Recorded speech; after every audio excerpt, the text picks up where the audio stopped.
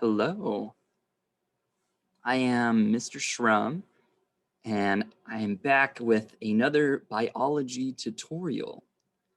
And today we're going to look at cell processes and transport. And in this lesson, we'll explain how different proteins produced by a cell carry out critical life functions through systems of specialized cells. So let's get into that. All right, so for a warm-up, more than 200 different types of cells exist in the human body. Why do you think these cells are important for various body functions? Explain your response. And one sample answer we have here, different types of cells play different roles in the various body functions. So for example, only sperm cells and egg cells are capable of producing offspring. The body also has specialized cells that produce specific substances the body needs, such as hormones.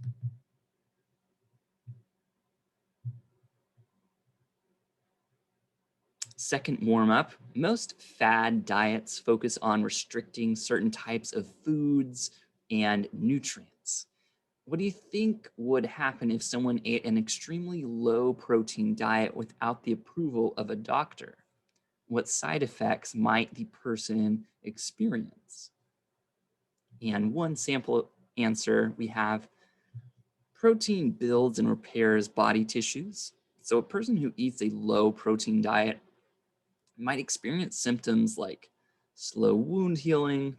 This person might also start losing muscle mass because the body uses skeletal muscle to make protein when needed. So we'll talk about fad diets and how nutrients can affect your body, and we'll get into all of that. But until then, it's just a warm-up to get your mind thinking. And the first section we're going to get into is the nucleus of a cell. Now, if you remember, the nucleus of a cell is like the command center of a cell. This guy is the boss. He kind of makes everything run according to plan. It contains DNA. DNA stands for deoxyribonucleic acid, which holds the instructions to make all the proteins a body needs. Proteins help build the body and also aid in body repair. A body also needs proteins to create hormones, substances that help with regulation and homeostasis. Our bodies always are trying to maintain homeostasis. Proteins are a part of almost all body processes. The protein we eat breaks down into amino acids during digestion. Then the body uses these amino acids to make new proteins during protein synthesis. Before we further discuss DNA's role in protein synthesis, we're going to look at the structure. Here you see a picture of the nucleus. It's like the brain of a cell. All right, so here's the structure of DNA. All organisms have DNA. It is the genetic material that passes down from one generation to the next. Nuclear DNA is packaged into a thread-like structure called chromosomes. DNA acts like a manual for the body. It supplies information responsible for the different traits in a person and for proper functioning of the body. Structurally speaking, DNA is a double helix, a double-stranded chemical molecule that resembles a spiral ladder. It does kind of look like a spiral ladder. So here we have the chromosome. There's a cell, and then you zoom in. This is a chromosome, and then you zoom into that. this is what the DNA sequence looks like.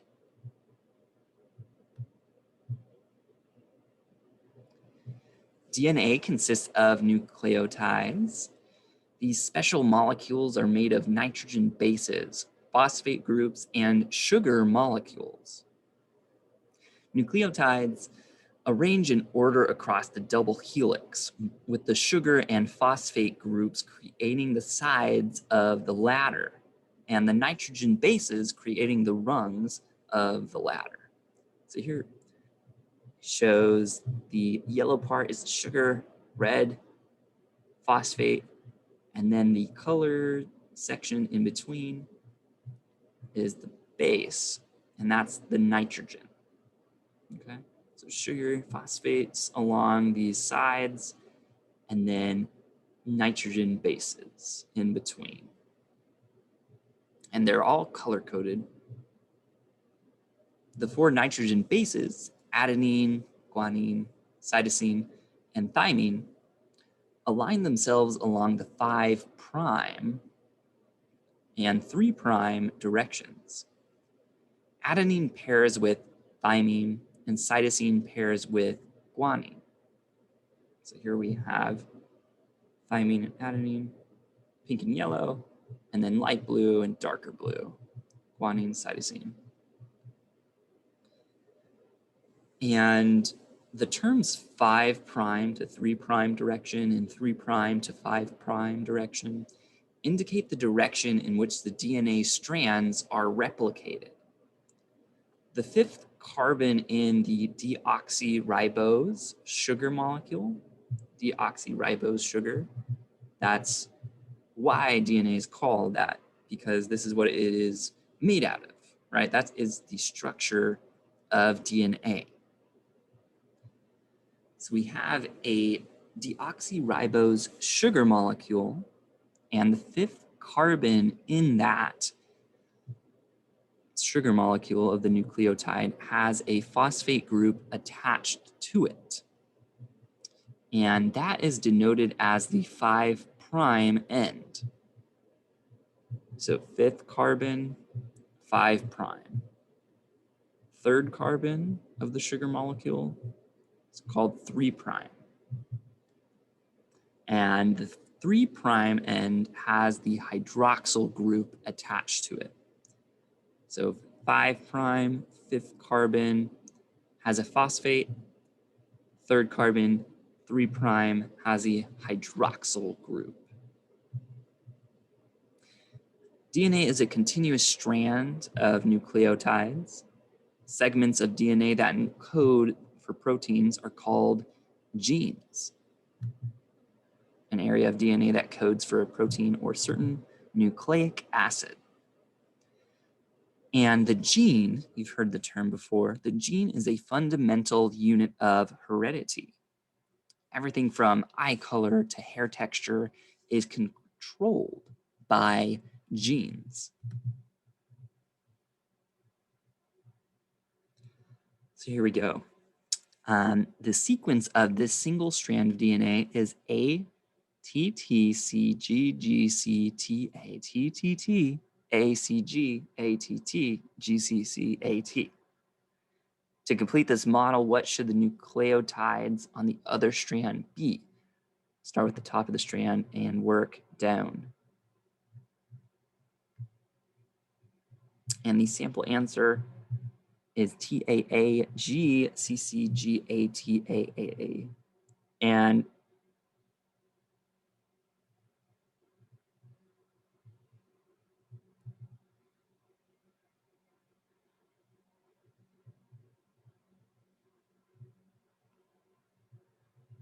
that is all because of the color coordination, right? So we have A, green is A, the squiggly, violet is T, blue is G, C is pink, okay? So we have A, T, T, C, G, G, C, right? So that's following this pattern.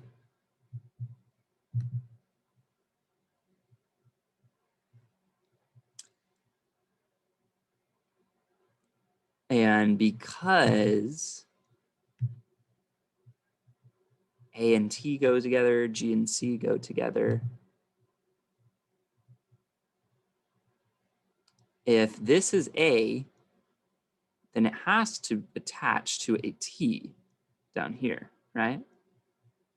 And then if it's A, ATT, that means the other strand will have to be TAA, right? A and T attach, G and C attach. So if this is an A, you need to attach to a T. This is a T, you need to attach to an A. If this is a C, you need to attach to a G. If this is a G, you need to attach to a C on the other side, and so on. That is the pairing, okay?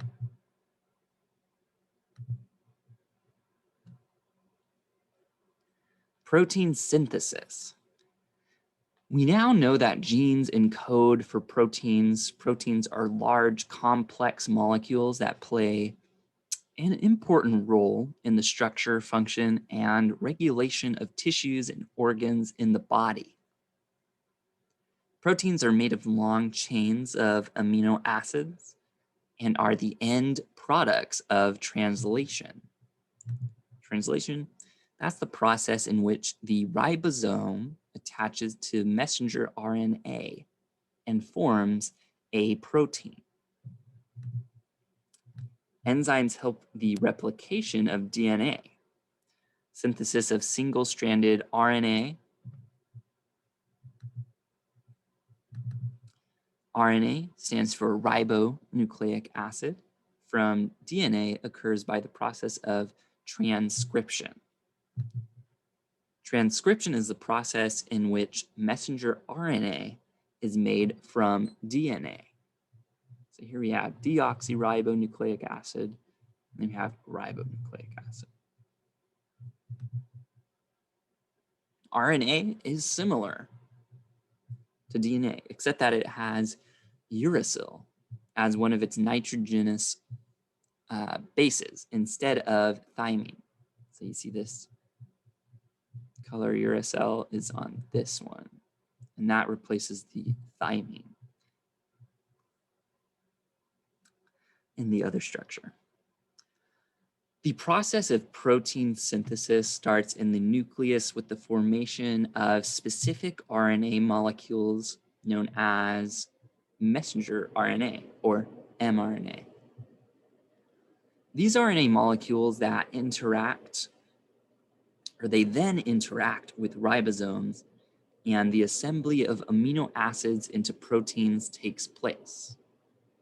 The Golgi apparatus modifies protein molecules and transports them across the cell. Next, you'll watch a video to see how protein synthesis occurs.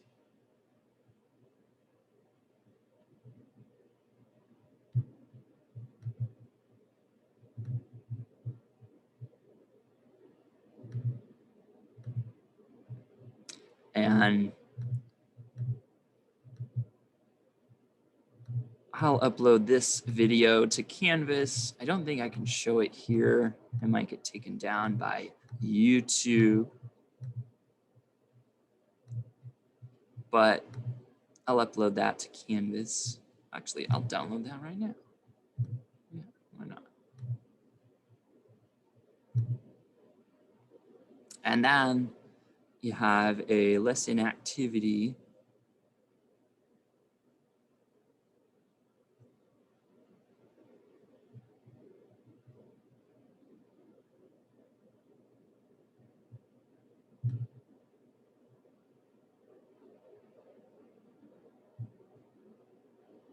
And then, yeah, okay. So here, this is like a self-check activity for you to do. DNA molecules are transcribed to form messenger RNAs, which are then translated to form proteins.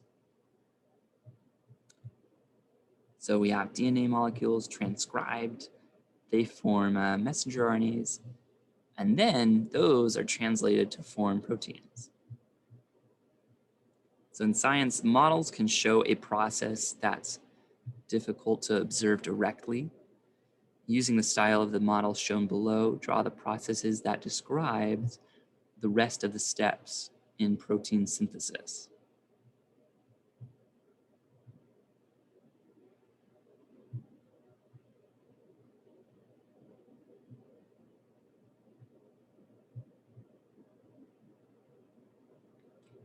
And here is how that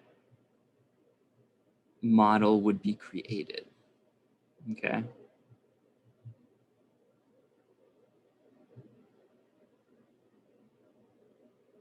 And then models are useful to scientists, but they can have drawbacks. For example, models can be oversimplistic.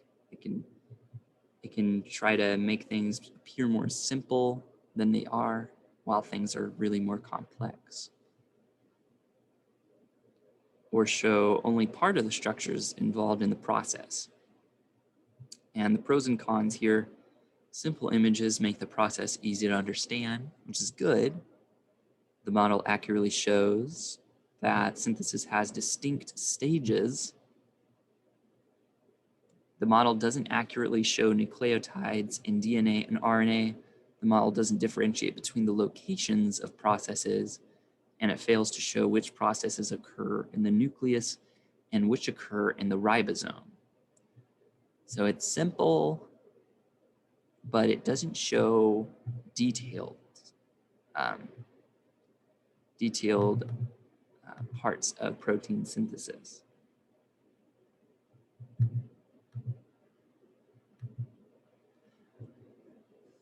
Next, we have prokaryote cells. Many important functions of a cell, such as protein synthesis, begin in its nucleus. However, prokaryotic cells, unlike eukaryotic cells, don't have a nucleus. Instead, prokaryotic cells synthesize proteins with genetic material present in the cytoplasm. In fact, the processes of transcription and translation occur simultaneously in some bacteria. And if you remember prokaryotic cells, that's a unicellular organism that lacks any type of nucleus.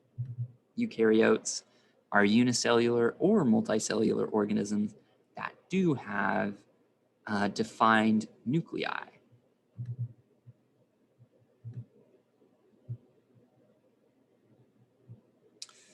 And we're going to get into cellular transport.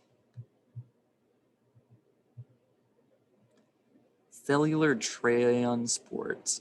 Proteins made by the cell can be used by the cell itself or sent out of the cell to be used by other parts of the body. The cell performs this function with the help of the plasma membrane. The plasma membrane is made of proteins and lipids and is selectively permeable. That means it can let certain things in to certain molecules. And its permeability lets nutrients, water, and other substances pass in and out of the cell, but it keeps other things out. So that's why it's selectively permeable. Let's look at how the transport of proteins made by the cell occurs. And here we got a plasma membrane structure.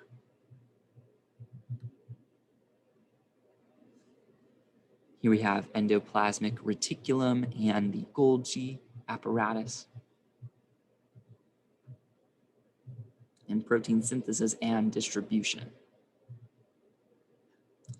We've learned how protein synthesis takes place in prokaryotes and eukaryotes. The assembly of amino acids takes place with the help of ribosomes and tRNA. That's called transfer RNA. So we had mRNA, which is messenger. And here we have tRNA, transfer. These proteins are then transported to the Golgi apparatus using transport vesicles. The Golgi apparatus, and it's also called the Golgi complex by certain people, it modifies the protein molecules by adding specific groups on the proteins or by trimming down certain amino acids. The endomembrane system is a group of cell membranes and organelles connected to each other. This system helps in protein transport. It includes the endoplasmic reticulum, Golgi apparatus, vacuoles, and vesicles that fuse with membranes and transport cargo that contains molecules. Proteins are synthesized on ribosomes and moved into the endoplasmic reticulum through vesicles. Proteins then enter the Golgi apparatus for modification. The proteins undergo changes in their structure and are packaged for different locations in and out of the cell. So here we go. One, we have proteins that are packaged in secretory vesicles for exocytosis. Vesicles become lysosomes, vesicle inserted into the plasma membrane. And here you see the little transport vesicle. You also see proteins from rough endoplasmic reticulum migrating to the Golgi apparatus. And the nucleus, the rough endoplasmic reticulum, and ribosomes, tiny little ribosomes here.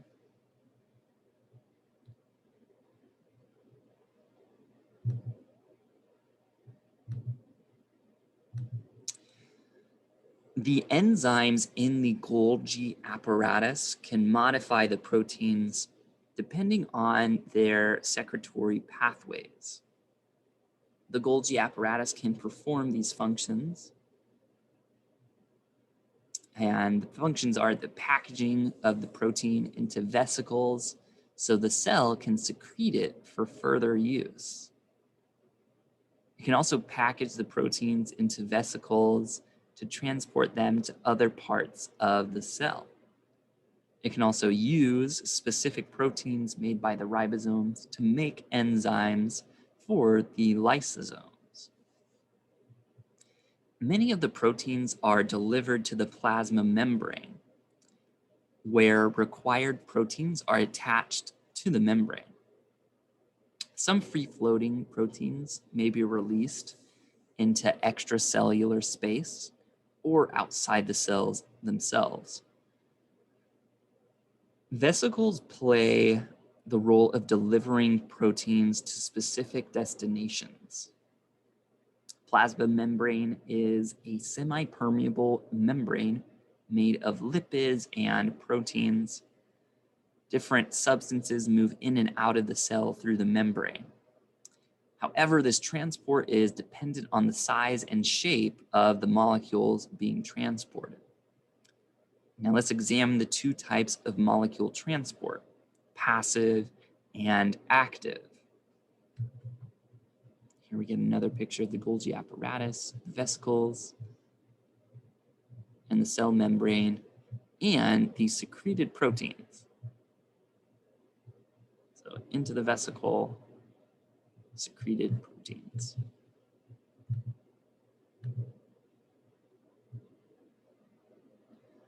All right, so the first type of transport is passive transport. That takes place when molecules don't spend energy for their transport. And diffusion is one of the types of passive transport. In a cell, substances move from an area of high concentration to an area of low concentration. And that is diffusion. So consider soluble dyes, for example. If you drop in dye, and that's just color, if a few drops of yellow dye and blue dye are added to water, the water will initially look mostly clear with a few pockets of yellow and blue, but in time, the dyes will blend into pockets of green until all of the water turns green. That is diffusion. So here we have water, and then you pour in some type of dye, and then over time, it will spread out or diffuse.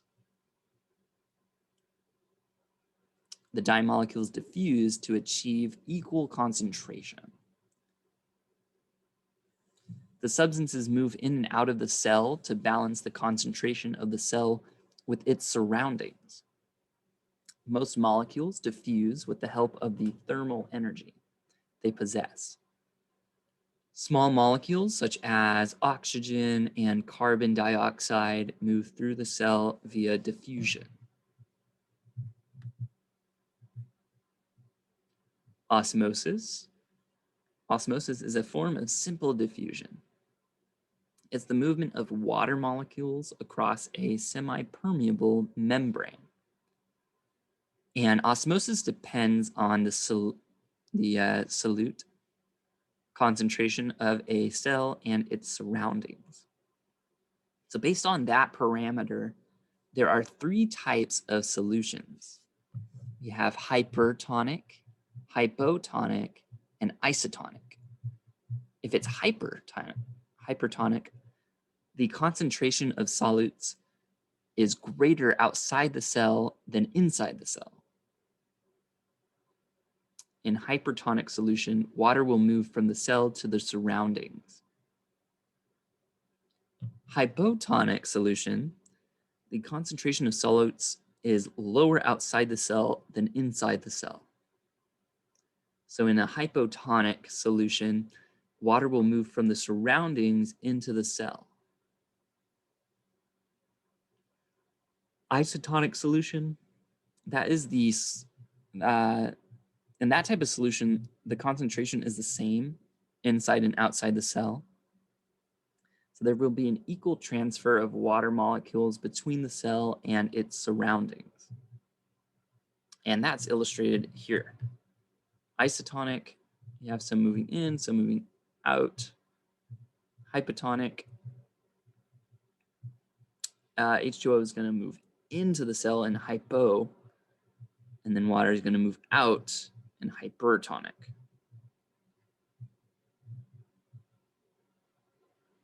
All right, this is a good picture to have.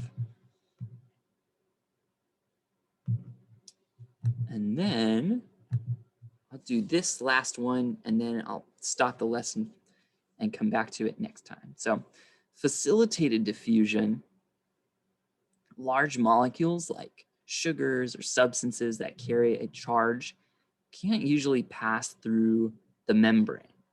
So for example, certain ions such as chloride, sodium, potassium, can't simply diffuse through membranes because they're electrically charged. These types of ions and molecules need the help of carrier proteins to move through the membrane. So as the name suggests, these carrier proteins are molecules embedded in the membrane, and they help literally carry molecules to and from the cell. Transport via these carrier proteins is called facilitated diffusion. Facilitated means help. So this is help diffusion. These proteins help, and they are specific for the substances they are carrying or transporting. They have the ability to alter their shape and to accommodate the ions and molecules for diffusion. Different cells have different means of transporting molecules. For example, you have glucose molecules in red blood cells move via facilitated transport.